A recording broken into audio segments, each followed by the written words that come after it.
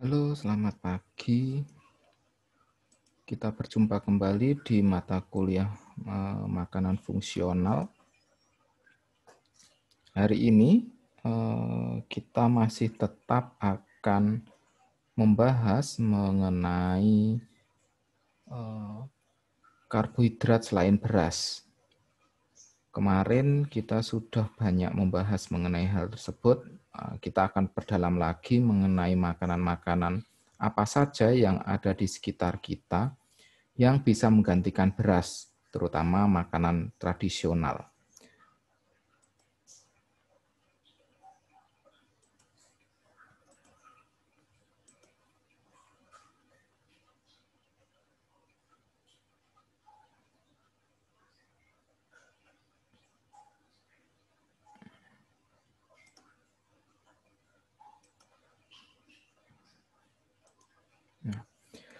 Subpokok pembahasan kita hari ini adalah karbohidrat selain berasnya diambil dari ubi kayu atau singkong. Nah, seperti yang dapat dilihat, ada banyak sekali jenis olahan makanan dari singkong. Ya. Kalau ini adalah alen-alen. Ini kalau orang Jogja pasti tahu ini. Alen-alen ini biasanya dari pati singkong yang dibentuk gitu, seperti aci, hampir mirip dengan aci. Kemudian ini pasti tahu semua, ini adalah tape singkong. Ini makanan yang sering mungkin teman-teman atau saudara makan juga, getuk. Ya. Lalu ini adalah keripik, ya, keripik singkong rasa pedas, lagi ngetren juga ini yang pedas-pedas. Lalu ini juga ada cenil, ya, ini ada singkong goreng, ini ada keripik. Nah, ini juga olahan yang terbaru, teman-teman bisa memanfaatkan singkong sebagai bahan makanan, produk yang lebih modern. Ini sebenarnya kan juga singkong, tapi bentuknya saja seperti stick. Dan lihat dia seperti ini, lalu dikemas seperti ini jadi nilai jualnya sangat tinggi. Saya ingat dulu zaman saya itu ada namanya tela-tela, itu cuman singkong digoreng gitu aja dikasih bumbu. Ya, itu bisa laku. Padahal hanya dari singkong. Saya harapkan setelah mata kuliah ini berakhir, kita yang bergerak di bidang teknologi pangan dapat memanfaatkan singkong atau ubi kayu semaksimal mungkin. Ya, supaya tidak kesannya singkong itu hanya untuk tape atau untuk keripik saja atau hanya untuk digoreng, ternyata bisa diolah yang lain. Singkong sendiri mempunyai nama latin Manihot utilissima. Ya, ini bukan makanan asli dari Indonesia, ini adalah makanan dari Amerika Latin. Ada beberapa jenis umbi dari singkong yang dihasilkan, dan dia berhubungan dengan HCN dalam umbi. Yang pertama adalah toksisitasnya lebih kurang dari 50 mg. Ini tidak beracun. Ini biasanya ada pada golongan singkong manis atau varietas palmata. Namun ada juga yang 250 mg ke atas, hingga 250 mg juga ada. Ini golongan IP. Kandungan patinya untuk singkong manis, ya, ini lebih rendah daripada singkong pahit. Untuk pengaplikasiannya, singkong manis ini lebih banyak digunakan sebagai produk pangan. Sedangkan singkong pahit ini banyak digunakan dalam industri pati. Jadi memang patinya yang diambil di singkong pahit tidak langsung menjadi makanan yang bisa langsung dimakan. Karena memang bisa jadi dengan HCN 250 mg ini sudah cukup membuat orang menjadi mabuk, bahkan mungkin bisa jadi meninggal. Maka dia harus dihilangkan patinya. Nah, jadilah dia berada di industri pati. Ini adalah sedikit gambaran mengenai ubi kayu, beberapa olahan atau produk yang bisa digunakan. Yang pertama ubi kayu, kulitnya ada bagian kulit, ada umbi, umbinya bisa dikeringkan, bisa jadi tepung singkong, atau umbi diekstraksi basah, dia jadi ongkok. Ongkok ini adalah makanan ternak biasanya, kalau dia masih basah itu makanan ternak. Tapi bisa dikeringkan, ini menjadi tepung Asia. Tepung Asia ini adalah sejenis tepung-tepungan yang bisa ditambahkan ke beberapa jenis pangan. Biasanya tepung Asia ini banyak digunakan sebagai bahan pengisi untuk saus. Setelah ekstraksi basah ini juga bisa diteruskan menjadi hasilnya adalah pati atau tapioka. Ini dari ubi kayu. Ini adalah contoh pengeringan tapioka. Ini adalah pengeringan onggoknya.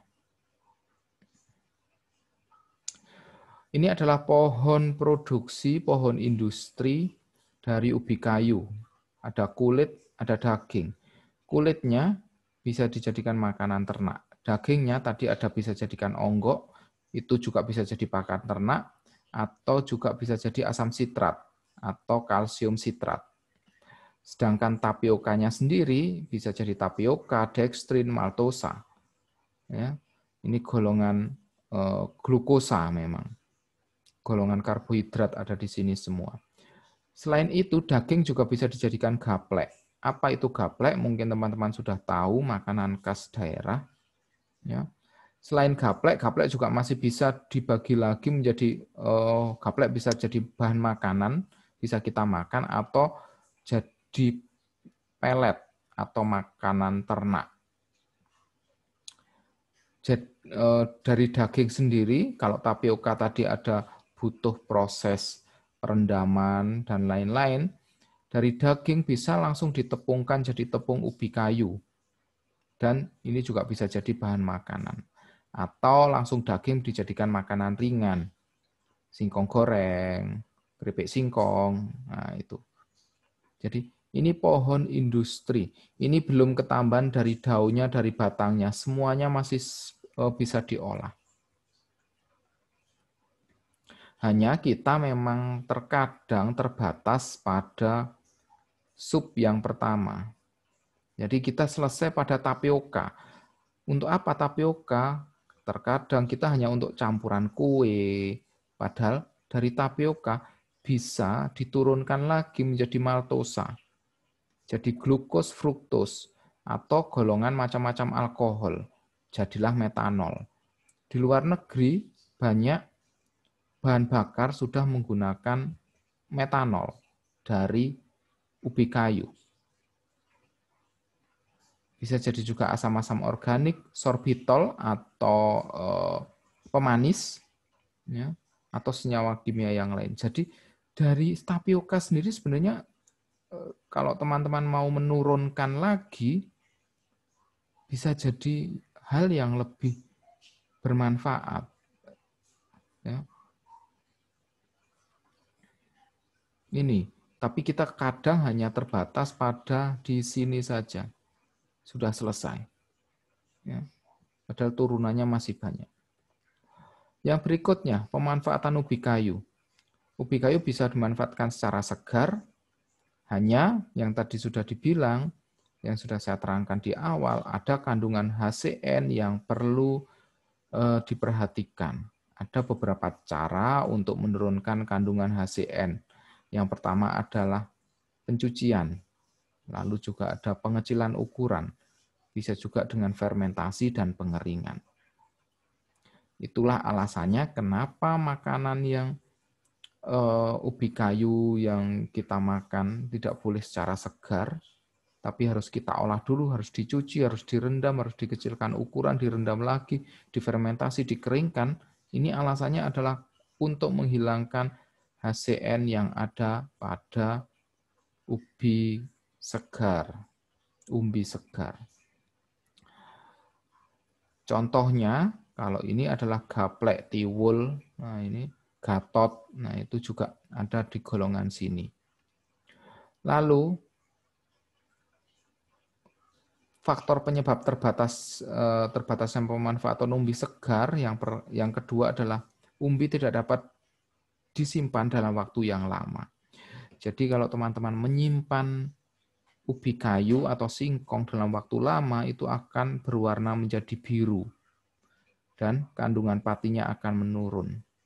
Garis-garis biru tersebut itu dinamakan vascular streaking, atau ini terjadi karena adanya reaksi enzimatis.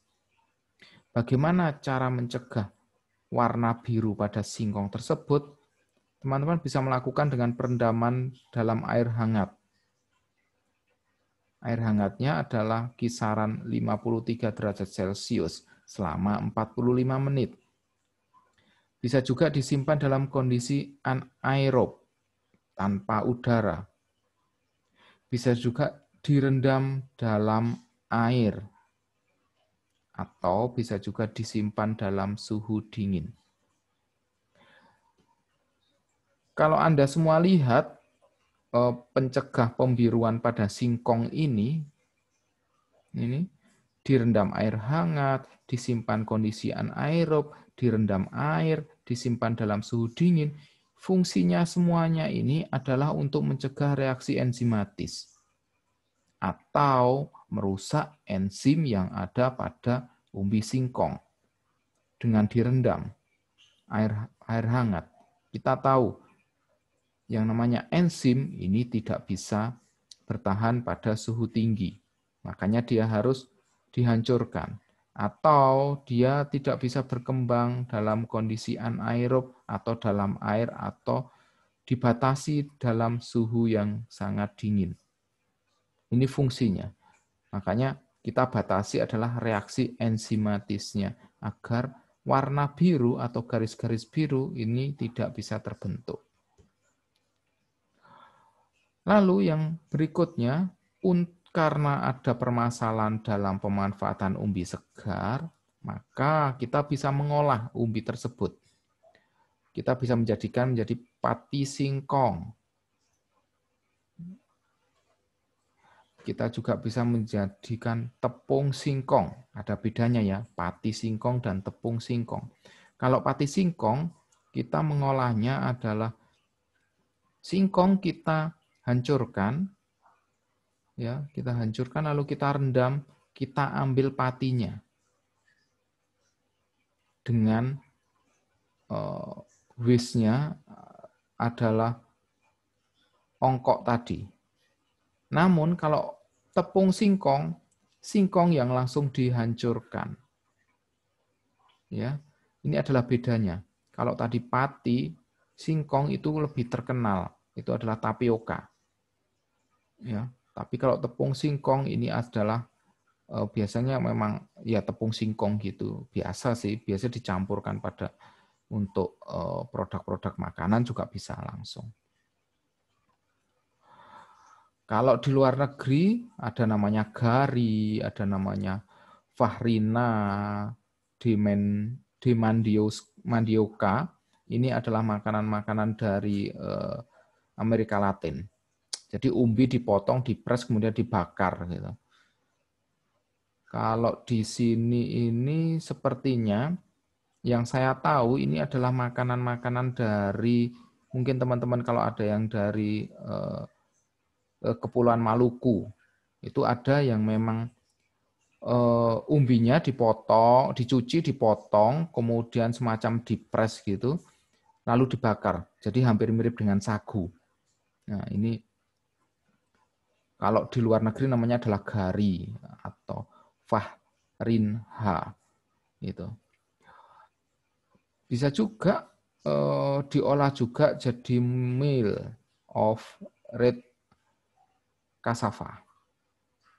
Jadi ini umbi direndam sampai lunak, dihancurkan, kemudian dibentuk pasta.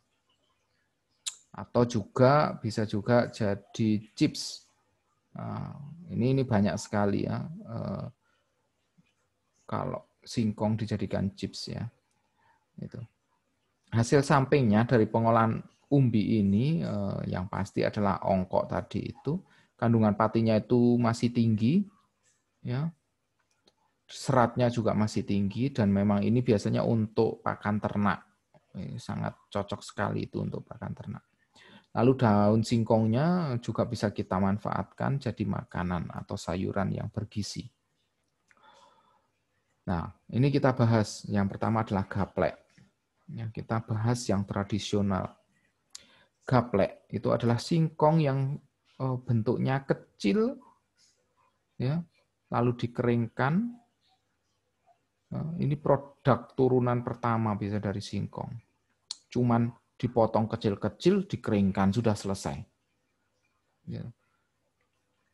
Singkong segar, ya langkah-langkahnya singkong segar pasti dikupas, dicuci, dicacah dengan ukuran kisarannya adalah 5 cm agar mudah disimpan di silo. Silo itu adalah tempat penyimpanan dan dikeringkan atau dijemur. Proses ini biasanya memang mengurangi bobot dari singkong itu sendiri sekitar 20-30%. Gaplek ini sangat terkenal di dunia, ini biasanya dijadikan pakan ternak. Namun sebenarnya gaplek juga bisa kita makan karena kadar karbohidratnya yang sangat tinggi, masih tinggi. Dan sekali makan juga pasti kalian kenyang, tinggal dikukus gitu aja sudah kenyang biasanya. Temannya gaplek ada namanya gatot. Nah, itu juga masih bedanya adalah kalau gatot itu masih direndam dalam air, kemudian dikeringkan lalu direndam lagi sehingga terbentuk warna semacam warna hitam dari jamur. Lalu ada pelet. Kalau pelet ini adalah turunan kedua setelah gaplek. Jadi gaplek dikecilkan lagi, bentuknya seperti silinder, makanya dinamakan bentuknya silinder dalam ukuran 2-3 cm dengan diameter 4-8 mm. Makanya dinamakan pelet karena bentuknya hampir mirip dengan pelet untuk pakan hewan. Ini memang lebih seragam dibandingkan dengan gaplek. Lalu menyita tempat yang lebih sedikit, biasanya untuk transport dan penyimpanan memang orang lebih suka pilih pelet daripada pilih gaplek. Dan bentuknya juga masih dalam utuh biasanya kalau sampai untuk dikirim. Sedangkan gaplek cenderung lembab dan rusak karena panas biasanya kalau pengiriman jarak jauh. Ada beberapa juga kita akan bahas mengenai pati juga. Ini adalah turunan yang berikutnya dari singkong. Ini ada beberapa karakteristik keunggulan ya, sebagai singkong yang dijadikan sebagai bahan dasar pati. Antara lain yang pertama adalah kemurnian yang sangat tinggi. Lalu karakter pengental yang sangat baik. Rasanya netral, bertekstur, merupakan bahan mentah yang murah, sekaligus mengandung kadar pati yang tinggi. Lalu mudah diekstrak dengan proses yang mudah dibandingkan sumber pati yang lain, sehingga layak untuk diproduksi dalam skala kecil dan kapital yang terbatas. Pati juga lebih diminati oleh industri perekat karena memang membuat perekat lebih cair, halus, dan stabil. Untuk dijadikan pasta, pati juga lebih jernih daripada yang lain. Ada 2 jenis pati ya, yang biasa kita gunakan. Yang pertama adalah pati murni atau native starch. Nah, pati murni ini biasanya diproduksi melalui proses pemisahan secara alami tanpa ada penambahan zat atau kimia yang lain atau apapun. Tidak ada tambahan. Pati murni tersebut dapat digunakan secara langsung, ya. Biasanya untuk contohnya adalah untuk mie. Nah, itu. Lalu yang sekarang lagi ngetren adalah pati yang telah dimodifikasi atau modifikasi starch. Pati ini didapatkan dari pati murni yang kemudian diproses kembali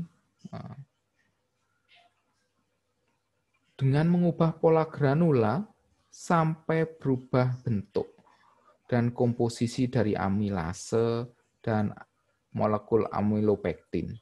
Ini merubah temperatur pasta, rasio kekentalan terhadap asam panas, atau agitasi mekanik sehingga dia dapat bersifat ion.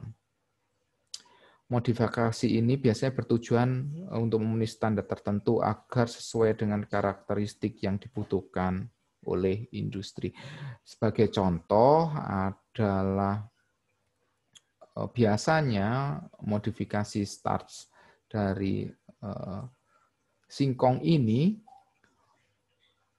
warnanya kalau tadi pati murni itu putih agak kekuning-kuningan, namun setelah dijadikan modifikasi biasanya akan putih seperti tepung. Dan biasanya ini memang bisa juga dicampurkan dengan tepung terigu untuk produk-produk yang lain.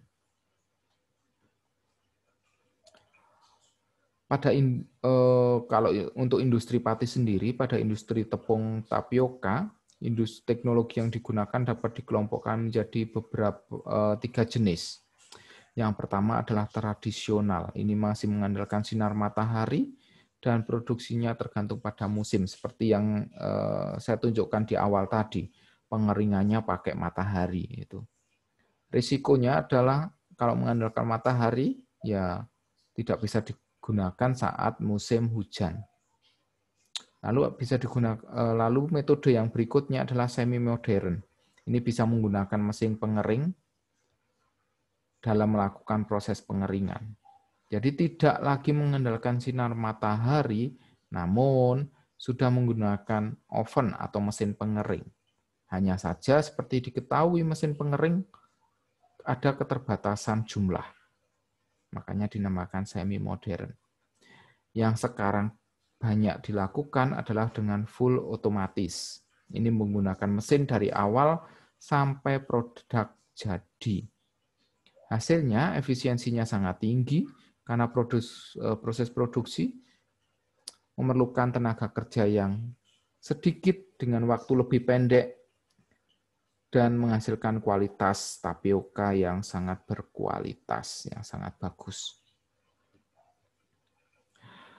Nah, silakan saudara juga membrowsing.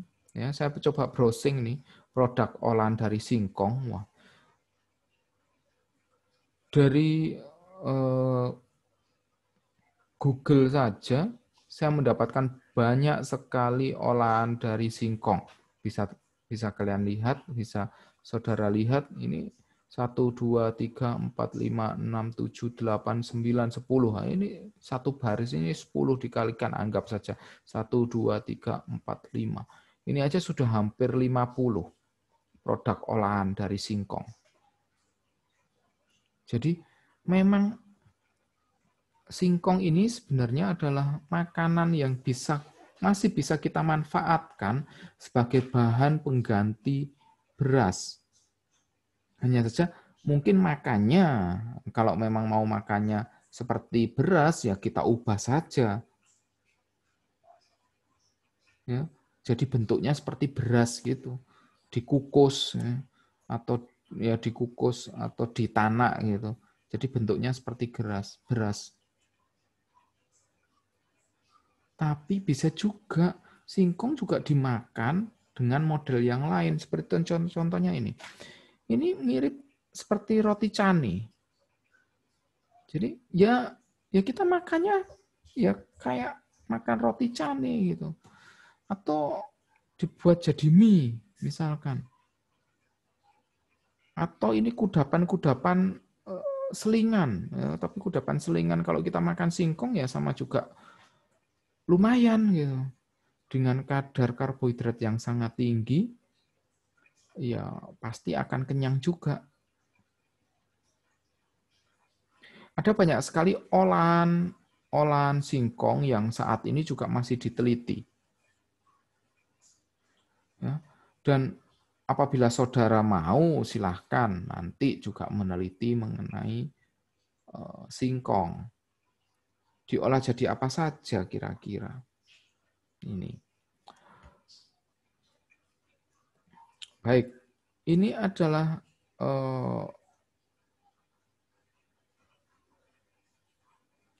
karbohidrat selain beras yang fungsinya adalah memang menggantikan fungsi dari beras ya, yang ada di sekitar kita.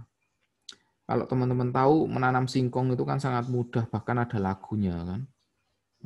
Cuman ditanam saja di negara kita itu